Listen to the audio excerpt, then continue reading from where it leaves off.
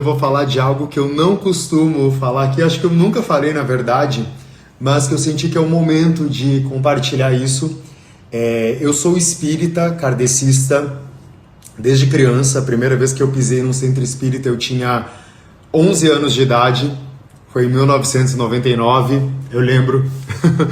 E o primeiro livro que eu li na vida também foi um livro espírita chamado Violetas na Janela. E eu sou apaixonado pela doutrina espírita, né? Porque é uma doutrina, não tem dogmas, não existe punição, não existe pecado, né? É uma doutrina realmente que abraça todas as pessoas e eu sempre me senti muito abraçado dentro do espiritismo, sendo quem eu sou.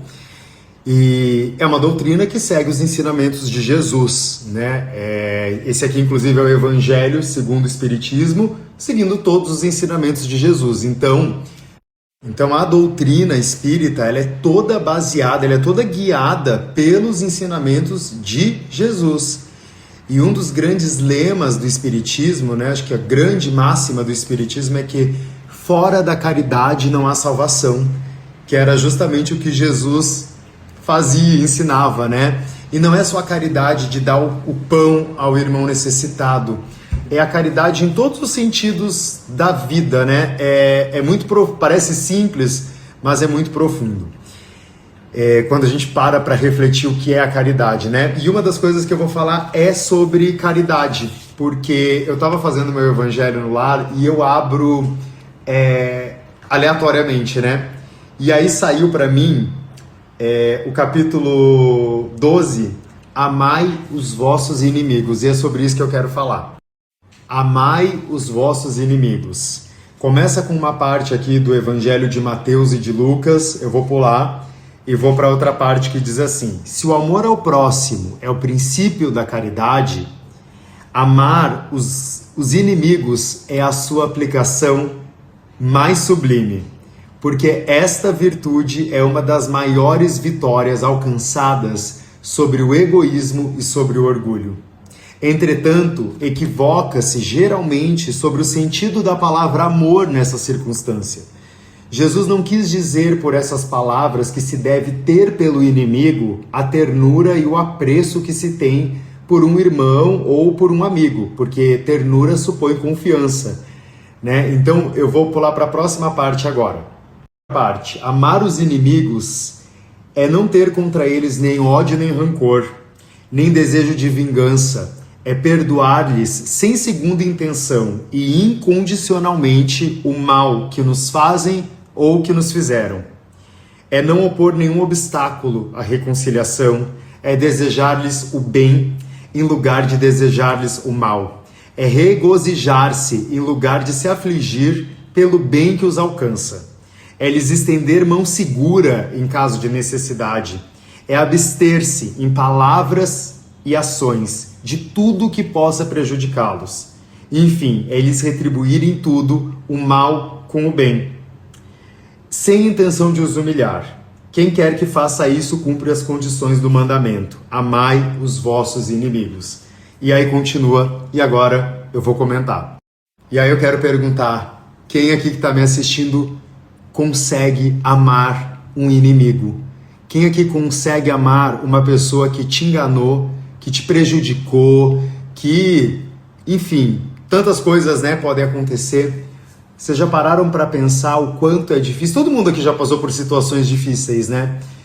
E essa é uma também das máximas, né, do Espiritismo, que a gente está aqui nessa vida para a gente aprender, para a gente evoluir.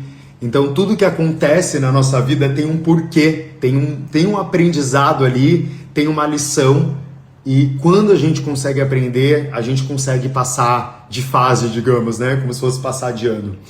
Então esse é um ensinamento de Jesus que é para a gente aprender a perdoar, aprender a desejar o bem, porque cada pessoa que nos prejudicou ou que tenta nos prejudicar, a maior prejudicada é ela mesma. Quando ela tentou te prejudicar, quando ela seguiu qualquer coisa, isso, gente, o karma é real. A lei do retorno é real. tudo que uma pessoa faz volta para ela, seja bom ou seja mal. Ela vai ter que acertar essas contas. E quem vai cobrar não tem que ser tu não tem que cobrar nada. O que tu tem que fazer é aprender a perdoar e amar incondicionalmente, o amor fraterno, o amor de irmão, como todos nós somos irmãos aqui nessa terra.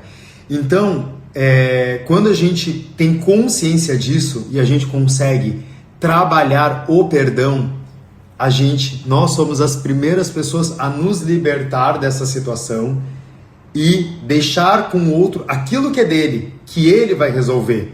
Porque não cabe a nós querer resolver tudo, porque a vida, quando a gente tem fé, quando a gente anda na luz, quando a gente caminha com a verdade, ao lado de Deus, a vida, ela cuida de tudo. A vida, ela se encaminha de resolver as coisas. Então, o nosso papel é isso aqui, ó, é amar, que isso aqui fala sobre perdão e sobre amor. Então, quando a gente perdoa e a gente consegue amar, porque o amor é a energia mais curadora que existe, a gente consegue desejar o bem para as pessoas, mesmo que elas tenham nos prejudicado, porque elas fizeram o que estava no grau evolutivo delas. Isso fala muito mais sobre elas do que sobre a gente. Então, o Espiritismo é uma doutrina que nos ensina isso, né? A gente a evoluir, a gente a aprender a sermos seres humanos, pessoas melhores. Então, quem é a pessoa ou as pessoas que tu precisa perdoar, que tu precisa amar incondicionalmente? E quando a gente pensa em inimigo, né? Fala que inimigo não é só inimigo, aquela coisa, não, é aquela pessoa que te traiu, te enganou, te mentiu, te prejudicou, faltou com a verdade, que fez coisas que não foram legais contigo, sabe? E que tu precisa perdoar. Tu precisa perdoar para tu te libertar, porque tu tem responsabilidade nisso. Se isso aconteceu contigo, tu tem uma parcela de responsabilidade. Então é aquela história, né? A gente primeiro a pedir perdão é o mais corajoso, o primeiro a perdoar é o mais forte e o primeiro a esquecer é o mais feliz. Então, todo mundo está se curando de alguma coisa nessa vida, porque tudo acontece com pessoas, seja pessoal, profissional, enfim. E a gente precisa aprender a soltar, a deixar ir o que não faz mais sentido e perdoar e amar incondicionalmente.